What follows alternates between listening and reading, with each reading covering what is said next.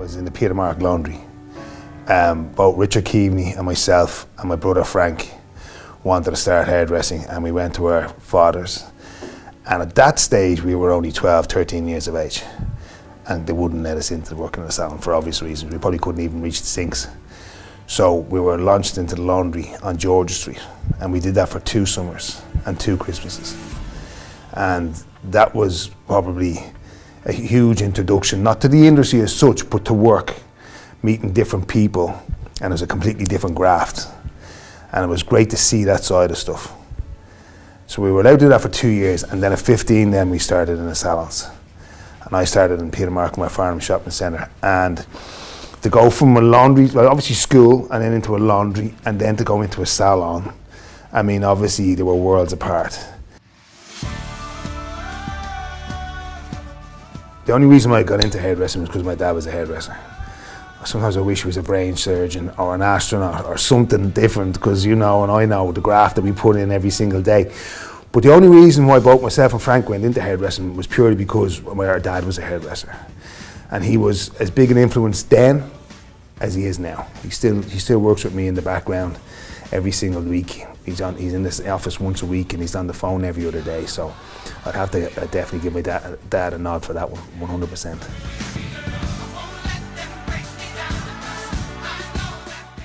Do you remember when Brown Thomas brought the supermodels over and had the supermodel show in the Point Theatre back in the day? I kind of throw a guess, probably early 90s. And obviously Gary Kavanagh and Michael Leon headed the team, but the likes of Dylan Bradshaw and myself, God, I think Nick Mooney was on it. There was a few other people on it, and we were all backstage working. And of course Naomi Campbell was there, and Kate Moss was there, and Sam McKnight was doing all the hair for the supermodels. And I was only a young fella, you know, so I'm thinking, geez, this is great. This is going to be forever. But it was it was a wow moment, and I can still remember. I remember doing asked to do Dawn French's hair, so I'm blow drying Dawn French, and I'm obviously, you know, really mesmerised by everything that's going around me. And I said to her, "So how's Larry?" She was married to Lenny Henry, and I asked her how was Larry, and she just looked at me and she roared laughing, and she's like, "You mean Lenny?" I'm like, "Yeah, I mean Lenny. Sorry, how's Lenny doing?" And I got that, you know what, taken out of me for a long time after that.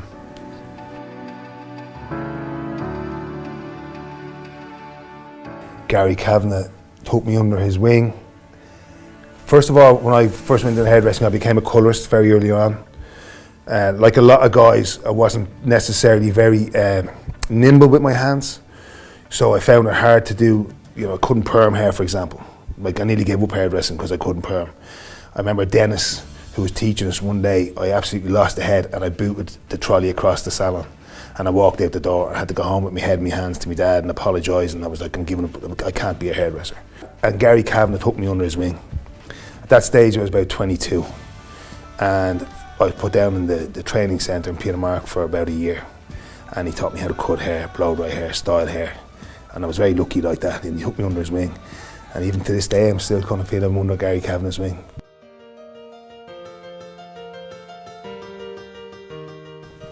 The death of my best friend was the most challenging time. Eugene Riley. So Eugene would have been involved from the very beginning. Before we even came up with the name Brown Sugar, Eugene was involved. He was my best friend. We worked together in Peter Mark. We came through the ranks together. Well, he was a bit younger than me. I would have been kind of more involved in his training, but we were very close. So Eugene and I were very heavily involved, obviously, in opening the salon with Paula, of course. And he became sick just after we opened Blackrock. He was manager of Blackrock. So Blackrock's opened 10 years this year. So in 2008 we opened Blackrock, November. And he got sick about 2 years later.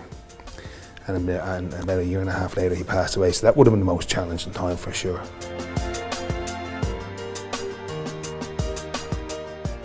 I'm very lucky to have, and I know I have, an amazing team of people around me. Not just in the salons, but of course we start the salons. I mean, there's amazing hairdressers, there's amazing makeup artists, award-winning hairdressers, and etc. So I'm very lucky to be around people like that. But when you ask me who I feel personally that mean an awful lot to me, and that It's more than just a working relationship. Christian Shannon is there from the beginning. You know, he's one of my best friends. He's godfather to one of my children. You know, in my opinion, he's Mr. Brown Sugar. Every bit as much as I am, if not more. You know, he's certainly Brown Sugar set William Street. I can tell you that for nothing. And then of course there's Jill Thompson, who's my right hand. She's the area manager of the company. She's with me from the beginning as well. I'd love to thank my mother, you know. I never got a chance to say goodbye to her. That was always tough. She passed away on Stephen's Day 2004, very suddenly. So, I mean, if I had one opportunity, it would be to her, yeah, 100%. I mean, overall, I know she would be very proud. I know she would. But like everything, I mean, she'd still have something to give out to me over, for sure. So Frank and I started hairdressing the same time, exactly the same time. And Frank then and Frank now hasn't changed a whole lot in relation to his ethos of his work. He's very focused, he's very dedicated. He takes it very, very seriously. Frank is a technician in the true meaning of the word technician. He follows everything to the letter of the law. And he's been a great asset and a great help to me, great support. And he and I are like yin and yang, but we were always like that from kids growing up. You know, Frank is very focused and he's very, very straight down the middle guy, you know. You always know where you stand with Frank. I've got two beautiful sisters, Kerry, who was in the industry as well. She works for Peter Mark. She's kind of involved in the training element of things. And my other sister, Meg, who now works for Pennies, and she's doing very, very well in Pennies. She's worked her way right up to the top, and she's involved in like, new developments. Well, look, all families are very different. Charlotte, the eldest, we call her Princess for a reason. She is a princess. In her eyes and our eyes, she's a total princess. Isabella, who's 18 months younger than Charlotte, is very strong, very independent, very bossy. Very bossy, so she's definitely going to be a manager, you know. Eli, who again is about 12 months younger than Isabella. I suppose it's tough for him kind of having two older siblings who are women and, you know, young girls around him. Again, they kind of give him a hard time, but he's coming into his own now. He's 10 years of age. He's starting to get strong. You know, he's starting to kind of see past what they tell him is obviously isn't always gospel. So he's starting to come into his own. I'm very proud of him. He's a great young fella. And Riley, well, he's as mad as a box of frogs. I'll just say that. Little lunatic. The beautiful thing about my relationship with Amy was it was built on a friendship. You know, back in the early days in Brown Sugar when we're all going out and we're all thought we were pop stars and stuff, and she was in the middle of all that. She's multi-layered. You know, from the outside, she's great crack. You know, she'll be the belle of the party. You'll hear her before you see her. Then when you see her, you're glad you did. But there's so much more to her, you know. Like, she's a great mum to all of our children. She really is phenomenal. You know, I have so much respect for her.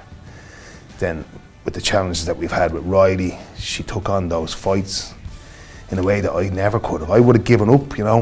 When you get told so many times the answer is no, you just think, okay, well the answer is no. She never took no as an answer. She kept fighting and fighting and fighting until she got what she wanted for Riley and what Riley deserved. And again, you know, your admiration for someone just grows so much, you think your heart's going to burst. And respect. So, you know, they're two very important things, admiration and respect for somebody that you love. And I don't respect or admire anyone more than Amy. I'd like to think that I'll be remembered by being, you know, a fair, kind person.